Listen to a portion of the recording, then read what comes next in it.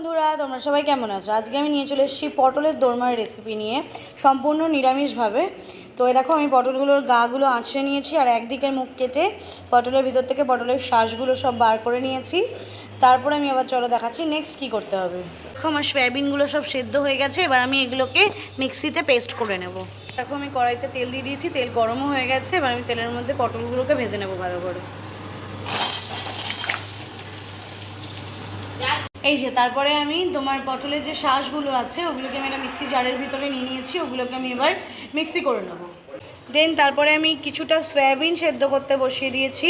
আজকে আমার পটলের দোরমার পুরটা হবে সয়াবিন দিয়ে, যেহেতু সম্পূর্ণ নিরামিষভাবে। তোমরা ছানা দিয়ে করতে পারো, তোমরা ছোলার ডাল আর নারকেল দিয়ে করতে পারো। আমি ওইগুলো করে খেয়েছি, তাই জন্য আজকে আমি এটা ট্রাই করছি যে কেমন লাগে। হয়ে গেছে পটলের ভিতরের শাঁসগুলো। এই যে দেখো, মিহি পেস্ট করে নিয়েছি। এবার আমি একটা বাটিতে এটা ঢেলে রাখবো। এবারে দেখো, আমি পটলে নুন আর হলুদ দিয়ে রেখেছি। নুন আর হলুদটা মাখিয়ে নিয়ে আমি পটলগুলোকে তেলে ভেজে নেব একবার।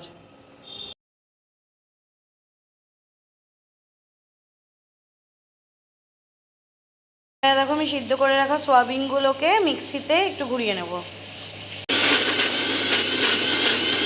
এই যে আমার সয়াবিনগুলো পেস্ট করা হয়ে গেছে। আমি রেডি করে নেব পুরটার জন্য আমি কড়াইতে প্রথমে দিয়ে দেবো সয়াবিনটা। এই যে দিয়ে দিলাম সয়াবিন। এ দেখো, আমি কড়াইতে দিয়ে দিয়েছি সয়াবিনটা। আমি এর মধ্যে দিয়ে দিচ্ছি নুন, তারপর দিয়ে দিচ্ছি হলুদ। এবারে আমি এর মধ্যে দিয়ে দিচ্ছি জিরের গুঁড়ো। এবার এটাকে ভালো করে কষিয়ে নিতে হবে। কিছুটা কষে আসলে তার মধ্যে ওই পটলের যে ভিতরের শাঁসটা বেটে রেখেছিলাম সেটা দিয়ে দিতে হবে। এই যে ওই মশলাটা একটু কষে এসছে, এবার আমি এর মধ্যে দিয়ে দেবো পটলের শাঁস বাটাটা দিয়ে দিয়েছি। দেখো, মশলাটা কষে এসছে, এবার আমি পটলের শাঁস বাটাটা এর মধ্যে দিয়ে দিয়েছি। এবার এটাকে ভালো করে কষিয়ে নেবো যতক্ষণ না অবধি কড়াই থেকে ছেড়ে ছেড়ে আসছে। তো যেমনটা বলেছিলাম যে কড়াই থেকে লেগে লেগে উঠলে এটা হয়ে গেছে। সে দেখো, আমার কড়াই থেকে এটা পুরো ছেড়ে যাচ্ছে। তো আমার এটা মশলাটা কষানো হয়ে গেছে। এবার আমি ঢেলে নেবো একটা পাত্রে। দেখো, আমি এবার গ্রেভির জন্য মশলাটা রেডি করে নিচ্ছি। এর মধ্যে রয়েছে জিরে, পোস্ত আর আদা। দেখো, আমি পুরটা ঢেলে নিয়েছি থালায়। এবার আমি পটলের মধ্যে পুরটা ঢুকিয়ে নেবো একটা একটা করে। দেখো, আমার সবকটা পটলের ভিতরে পুর ঢোকানো হয়ে গেছে। এবার আমি গ্রেভিটা রেডি করে নেবো। দেখো, আমার মশলার পেস্টটা তৈরি হয়ে গেছে। এর মধ্যে তোমায় দেখালে আমি কী কী দিয়েছি। শুধু এর মধ্যে এক্সট্রা আমি অ্যাড করেছি কাঁচা লঙ্কা আর একটা টমেটো। যে দেখো, আমি এবার গ্রেভিটা রেডি করে নেবো। তার জন্য আমি কড়াইতে দিয়ে দিয়েছি তেল। এর মধ্যে আমি ফোড়ন দিয়ে দেবো। এই যে এর মধ্যে আমি জিরে আর একটু শুকনো লঙ্কা ফোড়ন দিয়ে দিলাম। পুড়ে উঠেছে, এবার আমি এর মধ্যে মশলা দিয়ে দেবো।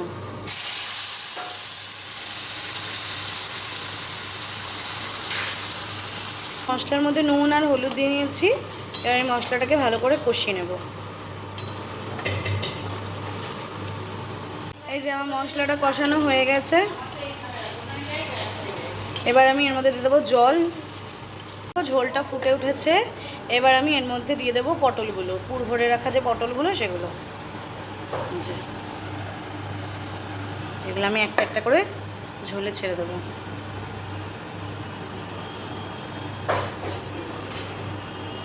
অনেকে তোমরা চাইলে এটাও করতে পারো, পটলের যে মুখটা আমরা কেটে বাদ দিই না, ওটা রেখে দিয়ে টুথপিক দিয়ে ওই মুখটা পরে অ্যাটাচ করে দিতে পারো। আমার ওই মুখটা খেতে ঠিক ভাল লাগে না, ওই জন্য আমি ওটা দিই না। আর এখান থেকে পুর বেরিয়ে যাওয়ার কোনো ভয় নেই। আমি অনেকবার এরমভাবেই করেছি, পুর ইনট্যাক্টই থাকে। এই যে দেখো, ঝোল ফুটে গেছে। আমি এবার এর মধ্যে দিয়ে দেবো গরম মশলা। যে গরম মশলা দিয়ে দিলাম, এবার আরেকটু ফুটিয়ে নিয়ে নামিয়ে নেবো। এই যে দেখো, এবার পুরোপুরি রেডি আমার পটলের দোরমা উইথ সয়াবিনের পুর। তো কেমন লাগলো জানিও অবশ্যই রেসিপিটা। এরকম সুন্দর সুন্দর রেসিপি পাওয়ার জন্য চ্যানেলটাকে সাবস্ক্রাইব করে রেখো এবং ভিডিওটা ভালো লাগলে লাইক কমেন্ট করে দিও। তো চলো, দেখা হচ্ছে নেক্সট কোনো ব্লগে।